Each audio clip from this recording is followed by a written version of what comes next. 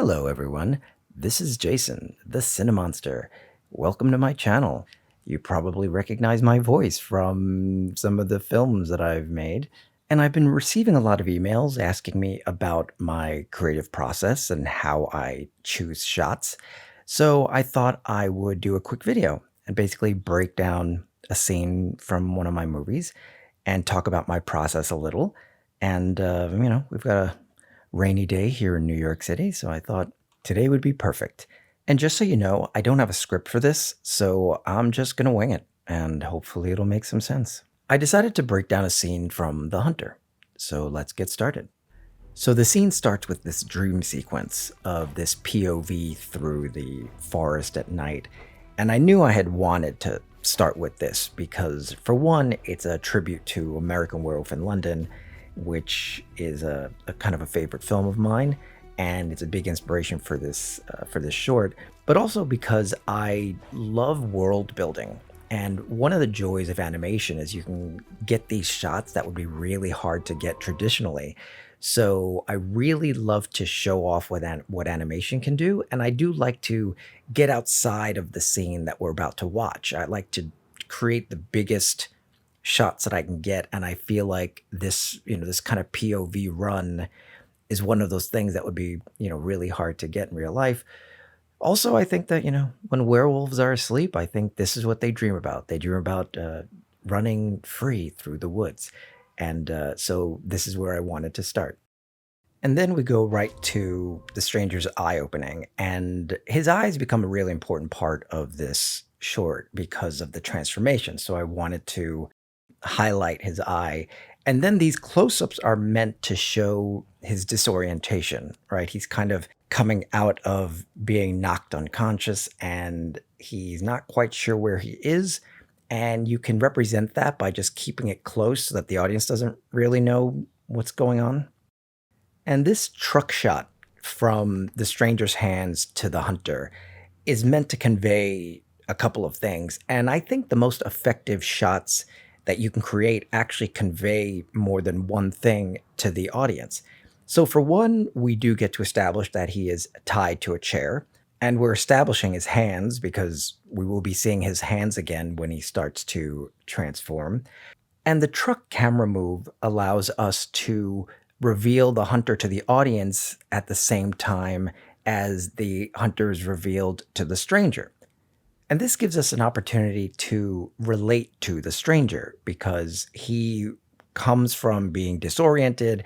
And as he starts to come to, the scene becomes clearer to him as it does to us. So it's happening to the audience and the stranger at the same time. What this shot also does is it establishes the space. So now we know where we are. Now we know where these characters are in relation to each other. And I think it's really important to do that because when you start choosing shots, you want the audience to not try to imagine where everybody is. You want to be very clear about that so that, if you're going from close up to close up, the audience already knows where these characters are in relation to each other. And that keeps them from having questions. And sometimes when an audience starts to have too many questions, they're pulled out of the scene, and you don't want to do that. Now, this low angle shot of the hunter actually serves two purposes. One, it makes him look more menacing to shoot him lower, but also I was hiding the fact that because of the mocap, his hand kept disappearing into the mesh of the chair, specifically the arm of the chair. And so I shot it lower so you couldn't see the hand kind of like popping in and out of the mesh. And sometimes you have to do that. Sometimes you just have to shoot around your limitations. And honestly, nobody would ever know. And for this shot, I also moved some things around so that you could see the window behind him. Because one of the great things about animation is you do have a lot of control over where things are. And having that window behind him just creates some nice contrast so that he's not just melting into a dark brown cabin wall. Now, the reason I used this shot here is because I wanted to establish the source of light, because light becomes really important in this scene, and shadows become really important in this scene. And I just wanted to establish where it was coming from, which is why I showed that open stove over his shoulder. It feels like a little thing, but again, it keeps the audience from wondering where all this light is coming from. So in one shot, you can kind of establish that, oh, here's where the light in this room is basically coming from. And then the audience doesn't have to really think about it anymore. So I want to talk a little bit about blocking here because I think it's incredibly important and it really helps you convey what a scene is really about. And the way you see the hunter acting uh, really tells you a lot about the dynamic here between these two characters. You've got the hunter who has a gun, who is obviously not tied up, and he feels like he has all the power here, right? The stranger is tied to a chair, there's nothing he can do. So the way you block this scene helps you express the dynamics between these two characters. You've got this hunter who is arrogant and dangerous and feels like he has the upper hand. You see the way he talks to the stranger, the way he walks up to him, the way he looks down at him, the way he even turns his back to him. These are all ways of showing that he's got all the power here. And blocking helps you do that. And as a director, you want to choose shots that support what the scene is really about. And that's why I like this shot here. Not just because it's an interesting composition, but because it drives home the dynamic, the way he turns away from him and walks away while delivering that line. Like that was something that was never in the script. It was just something that felt right when I was performing it with the mocap, that he just decides to just turn away from him and start walking away just to showcase how little he considers the stranger a threat. If you're doing this kind of work and you have to do motion capture yourself, these are things you have to think about. If you have the luxury of working with amazing actors, they will bring a lot of that to a performance. But if it's just you, these are things you have to think about. So turning away from the stranger for this line felt right for the character. And as the director, I knew how I could compose the shot to help drive home the point the character was trying to make. Now, this shot with his eyes changing, that was actually done in sequencer. Basically, I was just making adjustments to the materials within the mesh track of sequencer. Now, the nails and the fangs growing, they're basically morph targets that are being adjusted within sequencer as well.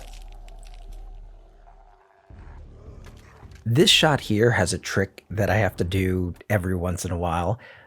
As you can see, when he breaks free from the chair, you can see these pieces kind of flying, pieces of wood from the chair.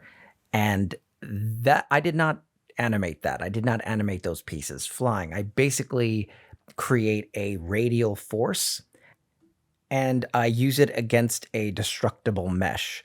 And so what I do is I spawn the radial force, I spawn the destructible mesh, and it explodes it apart. Now, this is something that's really difficult to do in sequencer because sequencer doesn't really like simulations, because when you export a movie from sequencer, it basically is doing it frame by frame, and it can't really calculate these simulations.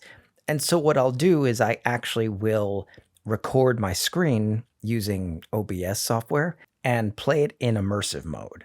So this allows me to play my sequencer timeline and just record what's happening. So rather than try to spit it out using sequencer, I'm really just kind of like playing it on the screen and recording it with OBS. And this way you can get some of these simulations to look the way they look as if you had pressed play in Unreal. And it's funny because I had mentioned shooting around limitations, and the interesting thing about this shot is that I did it in shadow because I really did not want to animate him swatting the chair, but the chair needed to be gone right? It couldn't still just be sitting there. I mean, he basically broke out, but most of the chair is still there. And so by doing it in shadow, it kept me from having to animate that chair being swatted away. But it works well because you still get to a sense of what's happening, and you still get to have the hunter shooting at him, which is also, very, very important for that shot. And this dolly shot here that kind of like pushes in on the stranger, and then the shot of the stranger's shadow basically looming over the hunter. This is the dynamic change. This is when the dynamics between these two characters have flip flopped, because now it's the stranger who has the upper hand. And you show that by making the stranger look bigger than the hunter. And in reality, they're basically the same size, but by using this dolly push up to him, he just looks like he's towering, right? And then you also have the shadow that towers over the hunter.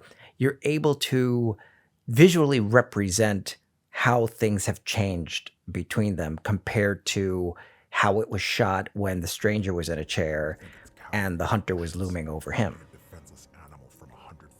And again, this shot of the gun hitting the wall, that was done using OBS software. I basically shot my screen with a radial force pushing that gun against the wall in immersive mode. So rather than try to animate that or keyframe that, I could just use Unreal's physics to give me something that looks better than if I'd done it myself. And I just have to record my screen to do it because Sequencer doesn't really like that much.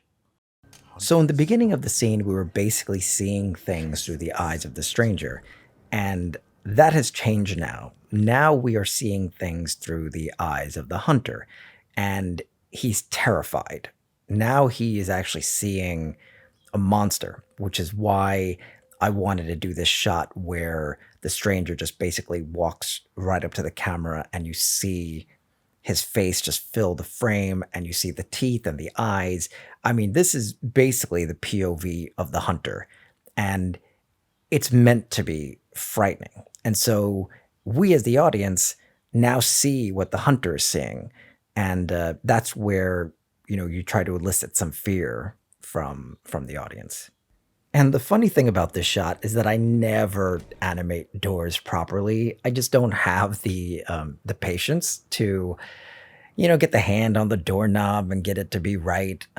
One of the great things about people opening doors is that they usually block the way. So I chose this shot because it allowed me to hide the fact that I didn't animate him opening this door properly. But once again, you're conveying an idea to the audience, right? The audience does not need their hand held when it comes to a character opening a door. They can piece that together for themselves usually.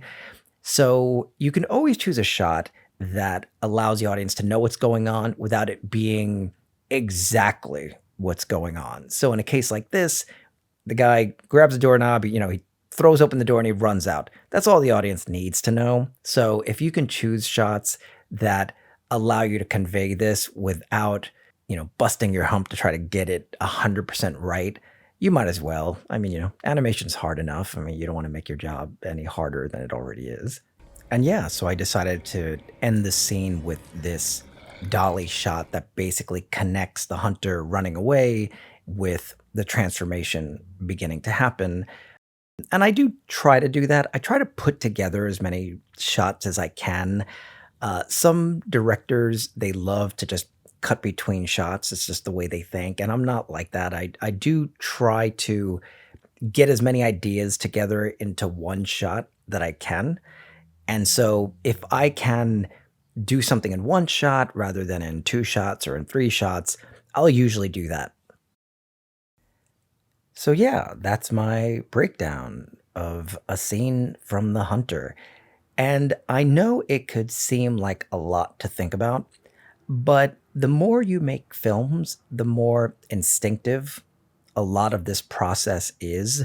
So when you're creating shots, it's just something that will just come to you a lot easier, where you don't have to sit and spend all this time thinking about the most effective way to compose shots and to complement what's going on in the scene, it just gets a lot easier. So I do recommend just continue to make movies and you'll see that a lot of this work, it does become instinctive and it will just come to you a lot easier. And I just want to end by saying there are no wrong shots.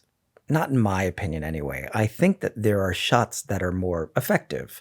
And the more you learn about film, the more you can appreciate great filmmaking. And it's there that you can see why some things are more effective than others. And those are the techniques that you can bring into your own films. And that's how you grow as an artist. Thank you all for watching and thank you for listening. I hope that some of these tips will be helpful to you and you'll be able to go off and make your great cinematic works. I appreciate all the support I get on this channel. It really does mean a lot to me and it inspires me to continue to make films myself. So thank you all again, and I'll see you real soon.